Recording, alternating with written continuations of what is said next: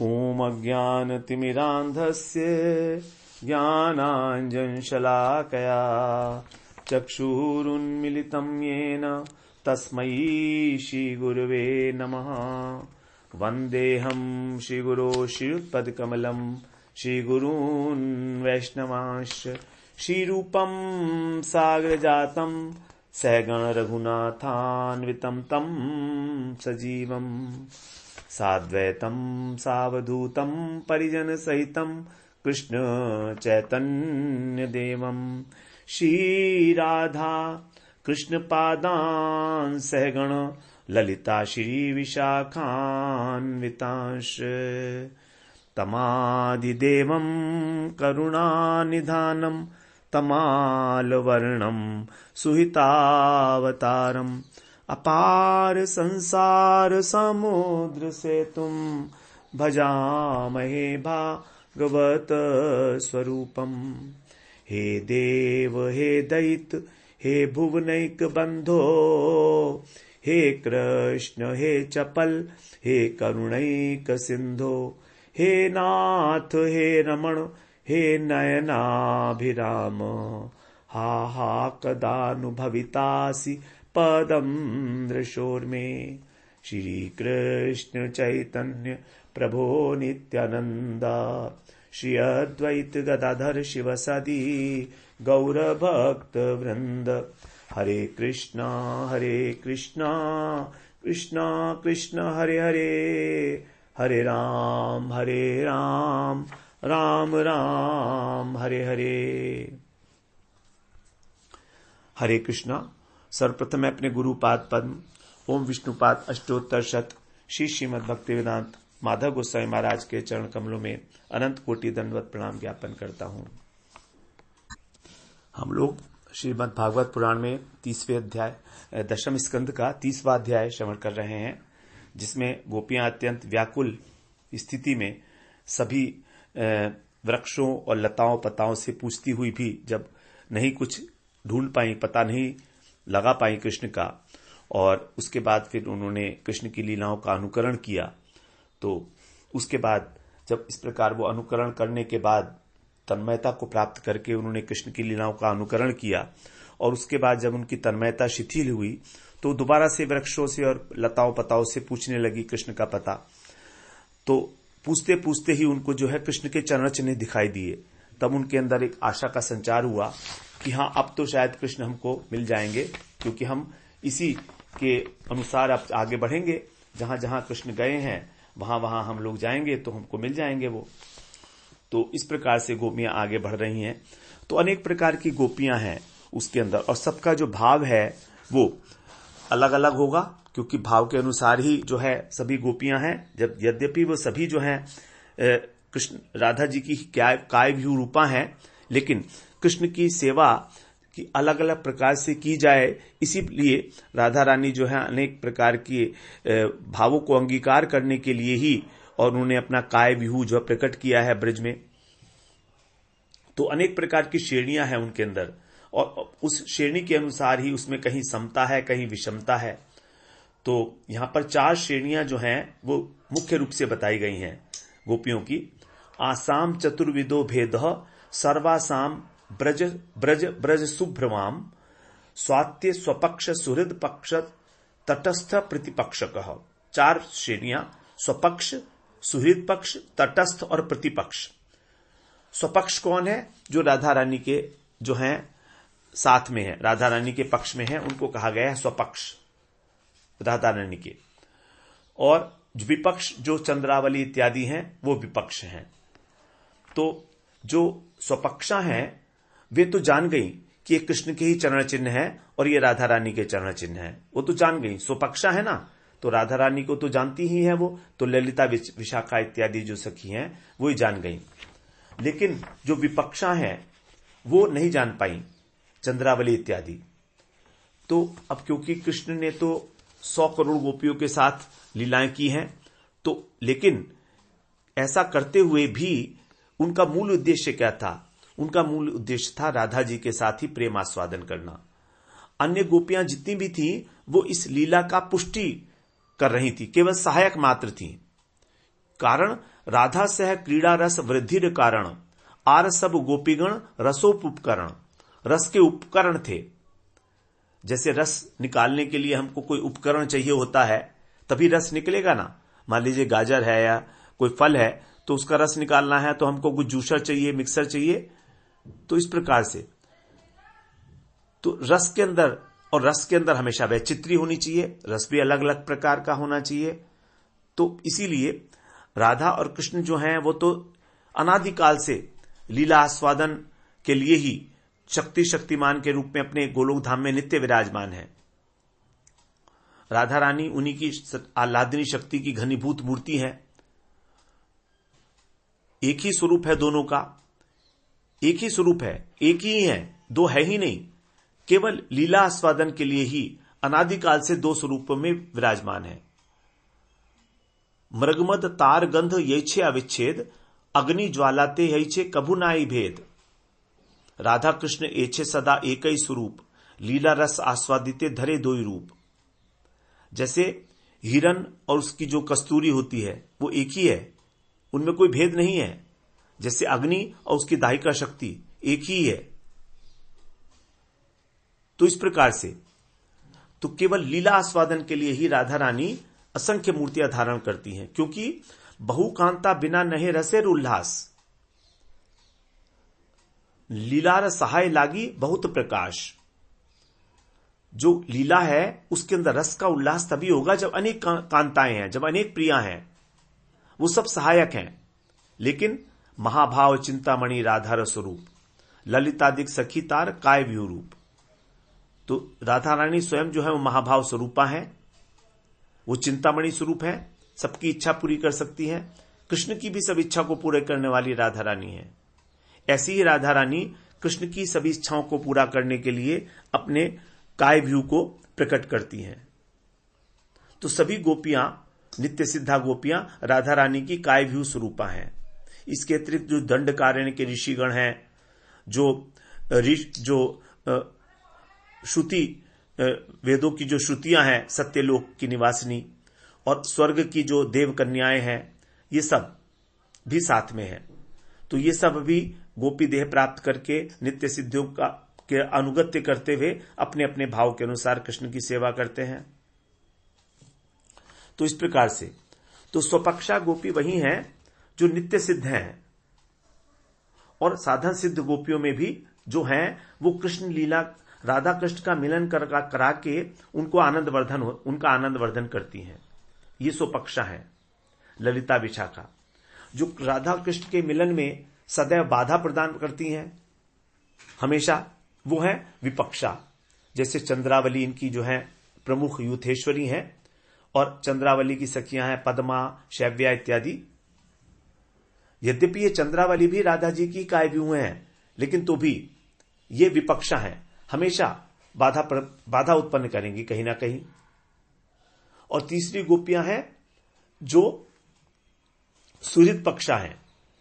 ये गोपियां क्या करती हैं कि दोनों के मिलन में कोई बाधा उत्पन्न नहीं करती, और उनका मिलन कराने के लिए भी चेष्टा नहीं करती। ये ना तो बाधा उत्पन्न करती हैं और ना मिलन कराती हैं। फिर करती क्या है? फिर ये करती हैं एक काम, और वो है जब राधा और कृष्ण मिलते हैं तब इनको आनंद होता है। अपनी ओर से कुछ नहीं करेंगी, उसके विषय में हमेशा उत्कंठित रहेंगी, सुनने के विषय में भी, लेकिन अपने आप से प्रयास नहीं करेंगी कोई। तो यह है सुहृद पक्षा, यह है श्यामला इत्यादि जो गोपी है। और कुछ है तटस्था। तटस्था जो है वो अपने भाव के अनुसार कृष्ण की सेवा करती हैं, अपने भाव के अनुसार केवल कृष्ण की सेवा। चाहे कृष्ण राधा जी के साथ हो, चाहे चंद्रावली के साथ हो, इन्हें ना तो सुख मिलता है ना दुख मिलता है। चाहे किसी के साथ भी हो तो ना इनको सुख मिलता है ना दुख मिलता है। इस प्रकार से ये 4 प्रकार की गोपियां हैं। यह है भद्रा इत्यादि।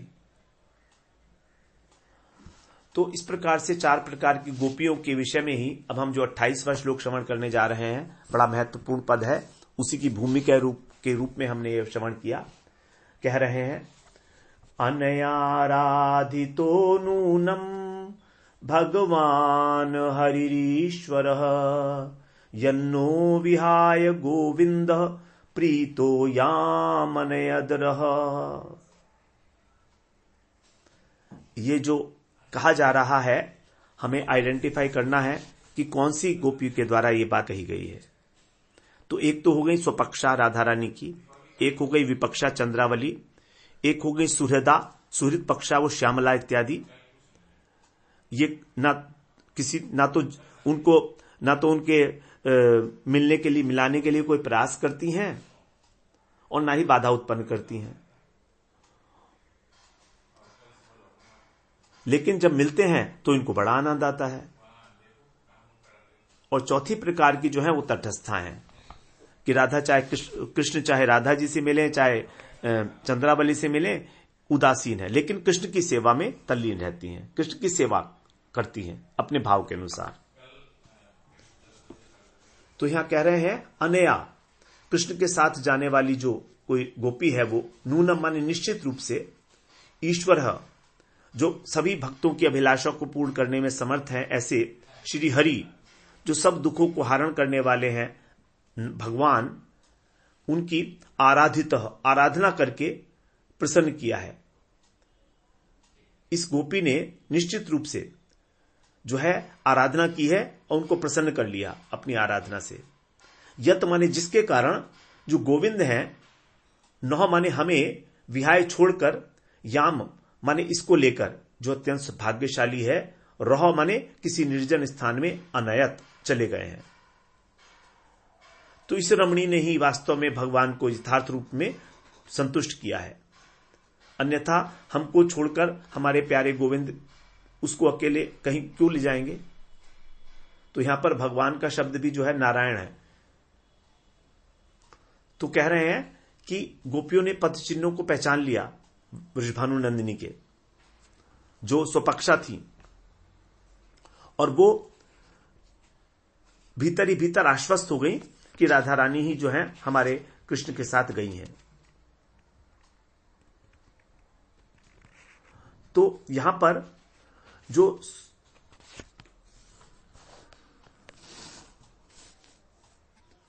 स्वपक्षा हैं वे व्याकुल नहीं हुई, बल्कि उनका हृदय तो आनंदित हो गया।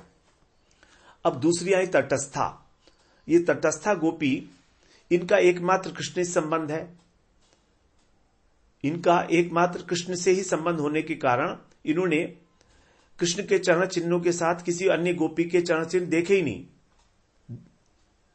देखकर भी ना तो इन्हें सुख हुआ ना दुख हुआ, क्यों, इन्हें कोई फर्क नहीं पड़ता। कोई भी हो, क्या फर्क पड़ता है, तो तटस्था है। इनको तो कृष्ण के चरण चिन्ह दिखाई दे गए, बस इनके लिए इतना ही काफी था। अब तीसरी प्रकार की जो गोपी है विपक्षा, वे तो ईर्ष्या में और दुख में अत्यंत विलाप करने लगी, चंद्रावली इत्यादि। तो ये तीनों ने ये वाला स्टेटमेंट नहीं दिया, ये वाला श्लोक जो है इनके द्वारा नहीं कहा गया, अनयाराधितो नूनम।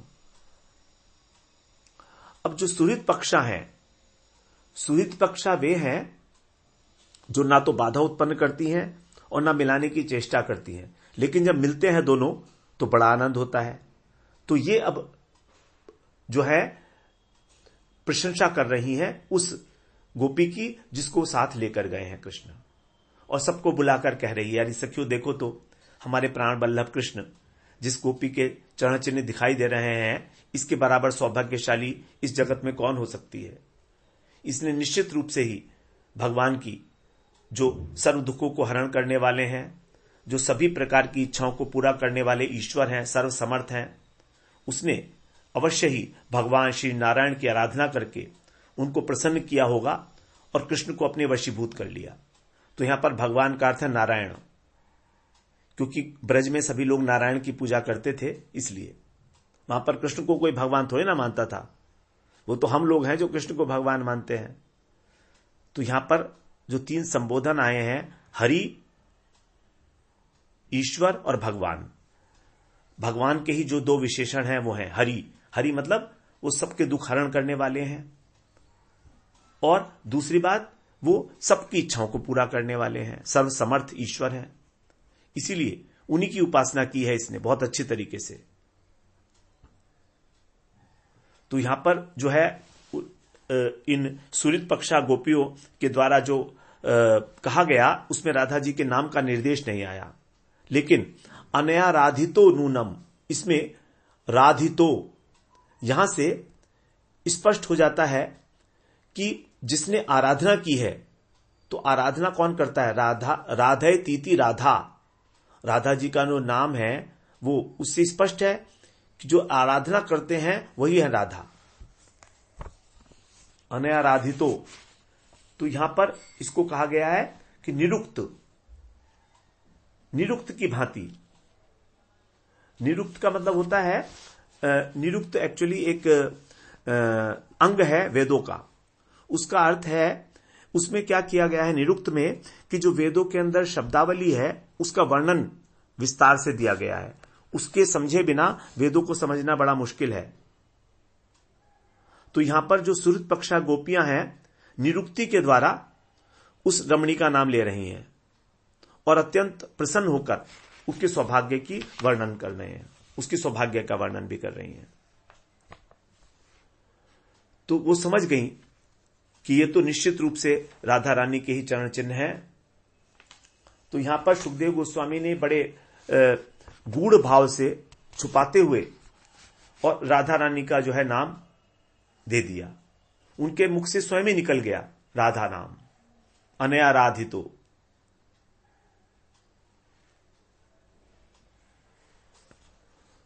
तो इस प्रकार से, और जो राधा रानी के चरण चिन्ह है उसका भी वर्णन दिया गया है उज्ज्वल नीलमणि में। उसमें बताया गया है कि राधा रानी के भी 19 चिन्ह हैं।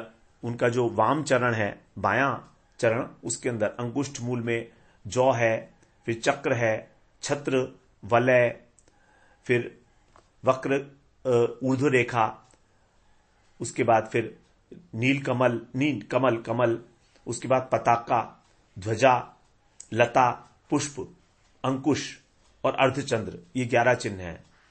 और दक्षिण चरण के अंदर फिर गदा है, उसके बाद वेदी, कुंडल, देवी की शक्ति है नीचे, फिर तर्जनी और मध्यमा के नीचे पर्वत है, वहां पर उसके नीचे रथ है, एड़ी में मत्स्य है। इस प्रकार ये 8, तो टोटल मिलाकर जो है 19 चिन्ह है।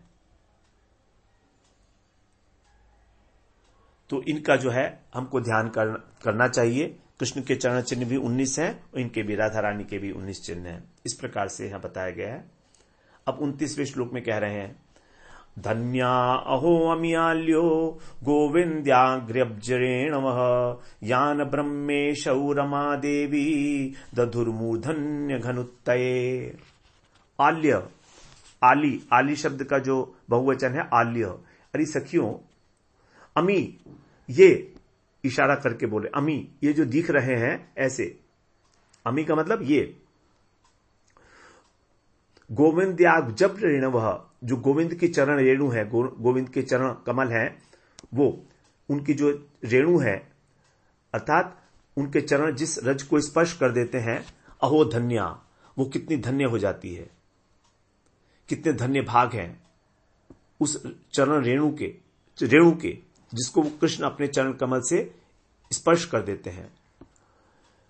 यान, और ये जो चरण रेणु को ब्रह्मेशौ, ब्रह्मा और शिव इत्यादि, रमा, लक्ष्मी देवी, अघनुत्तये, अघ का मतलब होता है पाप, तो जो यहां पर अघ का अर्थ है, अघ का यहां पर अर्थ है अशुभ। तो जो विरह इत्यादि से दुख उत्पन्न होता है, अशुभ उत्पन्न होता है, उसका नाश करने के लिए अनुत्तये, मूर्धनी, मस्तक पर, दधु माने धारण करते हैं। तो सखियां कह रही हैं, एक सखी दूसरी सखी से सभी को संबोधन करके, अरे सखियों देखो तो, कृष्ण के जो चरण कमल जिस रज को स्पर्श कर देते हैं वो इतनी धन्य हो जाती है, उसके ऐसे सौभाग्य होते हैं कि उस रज को ब्रह्मा, शंकर, लक्ष्मी अपने अशुभ नष्ट करने के लिए मस्तक पर धारण करते हैं। इस प्रकार का उनके अंदर जो है विचार आ रहा है। तो ये जो श्लोक है यह कहा जा रहा है तटस्था गोपियों के द्वारा। तटस्था गोपी कृष्ण के पद चिन्हों का दर्शन किया। अब वो तो तटस्थ ही है, चाहे कोई भी गोपी हो, चाहे विपक्षा हो चाहे सुपक्षा हो, उन्हें कोई फर्क नहीं पड़ता। इसलिए उन्होंने बहुत अधिक ध्यान नहीं दिया उसके ऊपर, केवल कृष्ण के चरण चिन्ह के ऊपर ही ध्यान दे रही हैं वो। और आपस में संबोधन करके कह रही हैं, हे सखियों, कि कृष्ण के चरणों के स्पर्श से जो रज है वृंदावन की पवित्र हो गई है। इस रज को जो है बड़े बड़े ब्रह्मा ऋषि इत्यादि भी, ब्रह्मा और शिव इत्यादि भी अपने मस्तक पर धारण करते हैं। तो कृष्ण के जो साथ में गोप बालक थे, उन्होंने अपनी आंखों से देखा है कि जब कृष्ण गोष्ठ से आते थे लौटकर ब्रज में, तब मार्ग के अंदर ब्रह्मा इत्यादि जो देवता हैं वो स्वर्ग से आते थे और कृष्ण की चरण वंदना करते थे। भागवत में आगे आएगा 35वें अध्याय में, इसी स्कंद के 35वें अध्याय के 22वें श्लोक में, वंद्यमान चरण है पथि वृद्धि। वृद्धि मतलब ब्रह्मा, तो वंद्यमान है चरण, भगवान के जो चरण हैं उनके द्वारा भी वंदित हैं, जो वृद्ध हैं। तो ब्रह्मा जी को कहा जाता है वृद्ध। इस प्रकार से सभी देवता जो हैं वो भगवान की चरण धूलि की वंदना करते हैं और उसको अपने मस्तक पर बड़े भावपूर्वक भक्तिपूर्वक उसको धारण करते हैं। लेकिन अब वो अपने को धिक्कार रही हैं कि देखो, इतने समय तक हम लोग इन चरण रज को अपने मस्तक पर धारण नहीं कर पाई, इसलिए हमारा विरह दुख दूर नहीं हो रहा है। इसलिए अभी हम लोग इस रेणु में अपने को अभिषिक्त करके और कृष्ण को प्राप्त करेंगी और हमारा जो विरह है, विरह रूपी अघ पाप, ये दूर हो जाएगा, अशुभ ये दूर हो जाएगा। तो ये जो कहा गया है 29वां श्लोक, ये तटस्था गोपियों के द्वारा कहा गया है। अब आगे 30वें श्लोक में कह रहे हैं, तस्या अमूनि नक्षोभम कुर्वन्ति उच्चै पदानियत यही कहा प्रत्य गोपीनाम रहो भुंक्ते च्युताधरम। या माने जो कृष्ण के साथ जाने वाली गोपी है, एका, वो अकेली ही, यत माने जिससे, गोपी नाम सभी गोपियों का, अच्युताधरम भगवान का जो अधर है, अधरामृत है, इस प्रकार का जो भगवान का धन है, उसने अप्रत्य माने हमसे अपहरण कर लिया। तो जो कृष्ण के साथ गोपी गई है उसने अच्युत का अधरामृत पान हमको वंचित कर दिया उससे, और रहमाने निर्जन स्थान में जाकर भूंगते उसका उपभोग कर रही है।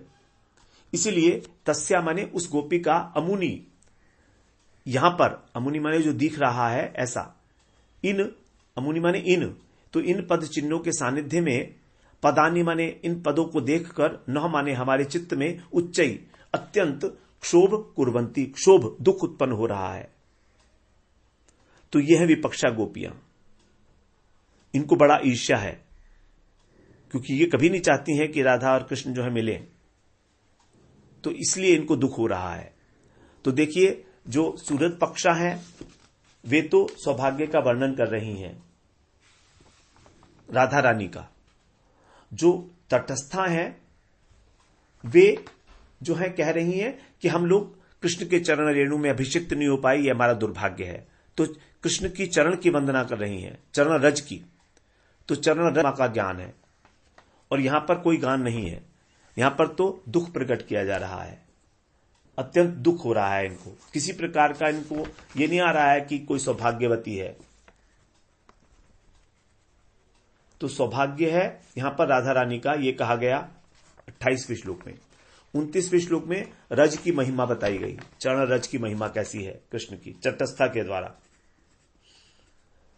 लेकिन 30वें श्लोक में विपक्षा गोपियों के द्वारा केवल अपने दुख का ही जो है वो बखान किया गया।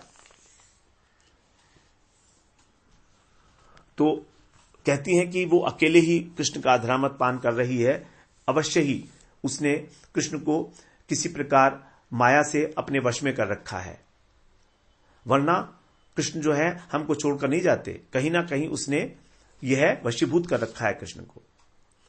अब 31वें श्लोक में कहते हैं, न लक्ष्यन्ते पदान्यत्र तस्यानूनम तृणांकुरैः खिद्य सुजातांघ्रितलाम उन्निन्ये प्रेयसीम प्रियः। अत्र इस स्थान पर तस्या, वो जो गोपी है, उसके पदानी न लक्ष्यन्ते, उनके पद चिन्ह दिख नहीं रहे हैं। तो ये जो प्रतिपक्षा गोपियां हैं, विपक्षा गोपियां हैं, ये धैर्य धारण नहीं कर पा रही हैं और ईर्ष्या वश जो है कहने लगी कि देखो तो अब यहां पर जो है दिखाई नहीं दे रहे हैं उस गोपी के चरण चिन्ह। नूनम माने निश्चित रूप से, कृण श्री कृष्ण ने, प्रिय माने श्री कृष्ण ने, तृणांकुरैः खिद्यत, जो उनकी प्रेयसी है, सुजातांघ्रि तला, उनके जो चरण हैं वो अत्यंत कोमल हैं और वो तृणांकुरैः, तिनको से कहीं खिद्यत माने विद्ध हो गए होंगे अथवा विद्ध हो जाएं, इस आशंका से प्रेयसीम, उस प्रिय अपनी गोपी को उन्नीन्ये, अपनी गोदी में उठा रखा है। तो ऐसा सोचेंगे कृष्ण कि कहीं मेरी प्रेयसी के सुकुमार चरणों में घास की नोक ना चुभ जाए, इसलिए उन्होंने अपने गोदी में उनको कंधे पर चढ़ा लिया होगा। तो ये भी जो है विपक्षा गोपियां ही हैं। तो कि विपक्षा गोपियों का ही जो वर्णन चल रहा है 30वें श्लोक में, तो इसी प्रकार से तो इनको अत्यंत ईर्ष्या है वहां पर।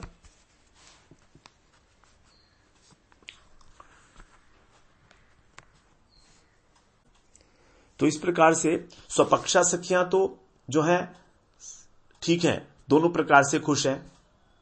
एक तो राधा जी का उन्होंने सौभाग्य देखा, और जो विपक्षा सखियां हैं वो अत्यंत दुखी हो गई हैं। ये सब अपराकृत लीला है भगवान की, इस बात को हमें हमेशा ध्यान रखना चाहिए। उनका जो ये दुखी होना और सुखी होना है, ये हमारे दुखी और सुखी होने की भांति नहीं है। ये सब भगवान की नर्वत लीलाएं हैं जो चल रही हैं हम लोगों को आनंद देने के लिए। तो कितनी इंपॉर्टेंट बात है कि प्रत्येक श्लोक किस किस प्रकार की गोपी के द्वारा कहा जा रहा है, इस बात का निर्धारण हमारे जो आचार्य गण हैं उन्होंने बड़ा स्पष्ट रूप से किया है। कितना बड़ा सौभाग्य है कि हम लोग इतने गूढ़ स्टडी में उतर रहे हैं, गूढ़ अध्ययन में उतर रहे हैं इस अध्याय की।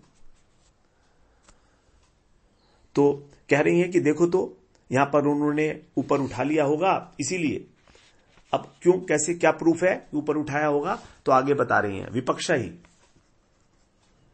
इमान्यधिक मग्नानि पदानि वहतो वधूम गोप्य पश्यत कृष्णस्य भाराक्रांतस्य कामिनः अत्रावरोपिता कांता पुष्पहेतुर्महात्मना। देखिए हर चीज का जो है एक वो होगा ना, कारण होगा। तो कह रही हैं, हे गोपियों, हे प्रिय सखियों, वधु, जो वधु है कृष्ण को अत्यंत प्रिय है बहुत, उसको जब वो कंधे पर वहन कर रहे थे तो भाराक्रांतस्य, उसके शरीर से शरीर के भार से आक्रांत होकर, कामिनः, जो ऐसे काम, जो कृष्ण है जो अत्यंत कामी है, वो उन्होंने इमानी अधिक मग्नानी, तो यहां जो सामने दिख रहा है वो उनके चरण चिन्ह, पदानी माने चरण चिन्ह, अति मग्नानी, जमीन के अंदर और अधिक गड़ गए हैं, बालू में गड़े हुए दिख रहे हैं।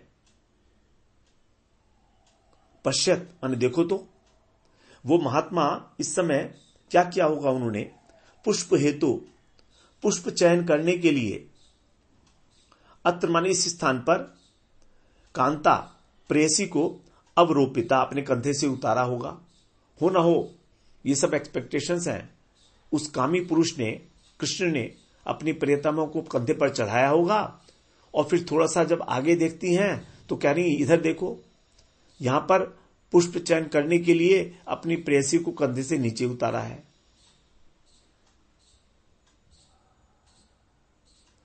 तो इस प्रकार बिना विचार के जो बोलने वाली सखियां, ये विपक्षा हैं, वो कह रही हैं तुम दुख मत करो। वो बिल्कुल जो मायावनी गोपी है, उसने माया से अपने वश में कर रखा है कृष्ण को, तो अब उसके पद चिन्ह नहीं दिख रहे हैं, तो पद चिन्ह नहीं दिख रहे हैं तो ये मतलब नहीं है कि दुख मत करो।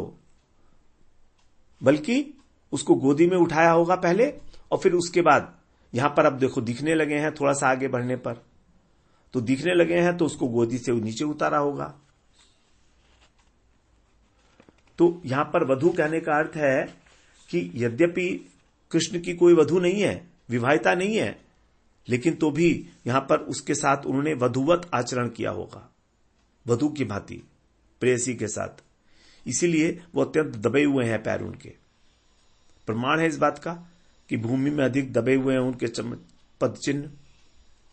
तो जैसे संसार के अंदर संसारी पुरुष स्त्री पुत्र इत्यादि का भार हरण करने से और घूमते रहते हैं, उसी प्रकार से यहां पर जो वो गोपी है उसको वधू के रूप में और कंधे पर उठाकर उन्होंने भ्रमण किया है, क्योंकि वो कृष्ण प्रेमी नहीं है, वो प्रेमी नहीं है, वो कामी न हो, वो कामी है।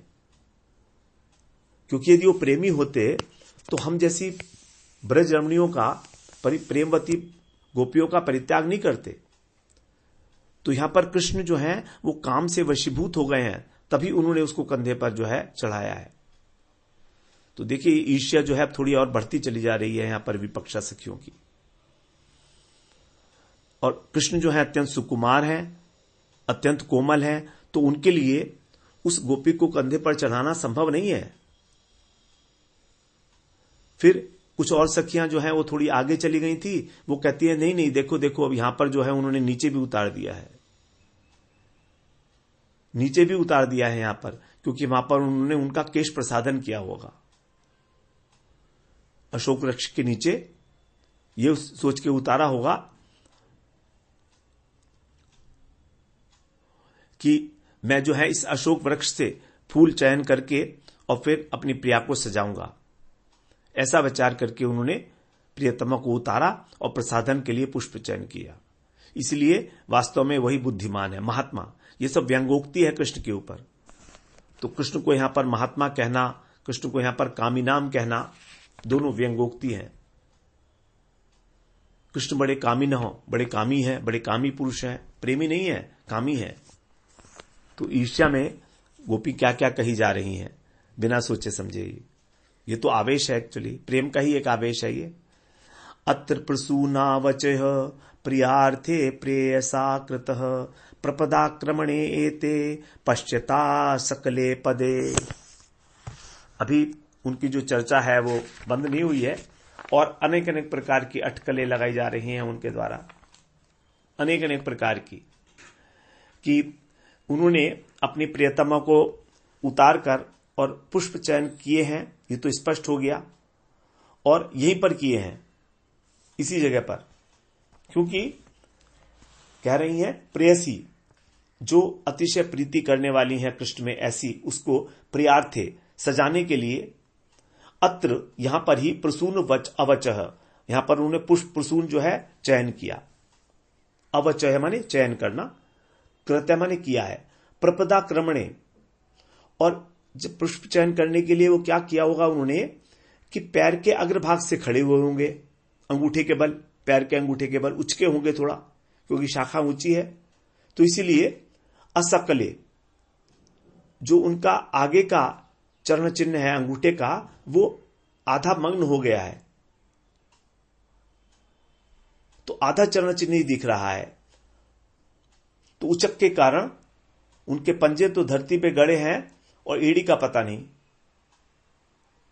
पंजे के बल खड़े हुए होंगे ना, तो एड़ी जो है नहीं दिख रही है, असकले, अर्ध चिन्ह दिखाई दे रहा है। कितनी सूक्ष्म दृष्टि है देखिए। तो जब यहां पर उन्होंने पंजों के ऊपर खड़े हुए होंगे, तो फिर जो पंजों वाला पोर्शन है वो बहुत अधिक नीचे चला गया, और पीछे वाला जो है एड़ी का पोर्शन वो दिख नहीं रहा है, इसलिए कह दिया असकले। अब आगे 34वें श्लोक में कह रहे हैं, केश प्रसाधनम त्वत्र कामिन्या कामिना कृतम तानि चूड़यता कांताम उपविष्टमिह ध्रुवम। अत्र तु कामिना, यहां पर उसने कामिना, यहां पर भी दोबारा वही संबोधन है कृष्ण के लिए, उस कामी कृष्ण ने अत्र माने इस स्थान पर कामिन्या, जो उनकी कामिनी है, प्रेयसी है, उनका केश प्रसाधनम कृतम, यहां पर केश प्रसाधन किया है, यहां पर निश्चित रूप से उनके केश संवारे हैं। यह मन इस स्थान पर ही ध्रुवम मन निश्चित रूप से उपविष्टम बैठकर उन्होंने कांताम, जो उनकी कांता है उनकी तानी, उनके द्वारा, किनके द्वारा, जो पुष्प चयन किए थे, चूड़यता, उनकी वेणु को गूंधा है, चोटी में यहां पर फूलों की जो है, तो यहां पर तो उन्होंने जो है केश सवारे और यहीं पर बैठकर उन्होंने अपने हाथों के द्वारा जो चयन किए गए थे फूल, उनको उनकी चोटी के अंदर गूंथा है। तो ये सब विपक्ष की गोपियां हैं जो यहां पर इस प्रकार की अटकलें लगा रही हैं। यहां पर सब अटकलें लगाई जा रही हैं, सारी की सारी चीजें।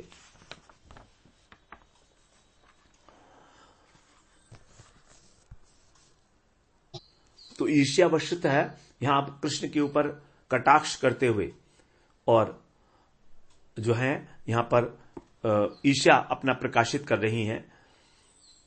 और जो राधा जी के पक्ष की गोपियां थी वो तो परमानंद में निमग्न हो गई, ये जानकर कि कृष्ण ने इस प्रकार से हमारी जो राधा रानी है, स्वामिनी है, उनकी सेवा की है, तो उनको तो बड़ी आनंद हो रहा है। उल्टा ये सब उल्टी बात हो रही है यहां पर। तो एक जगह तो हो रहा है इतनी ईर्ष्या और दूसरी तरफ आनंद हो रहा है, और कुछ सूरत पक्षा और कुछ तटस्था, इस प्रकार से।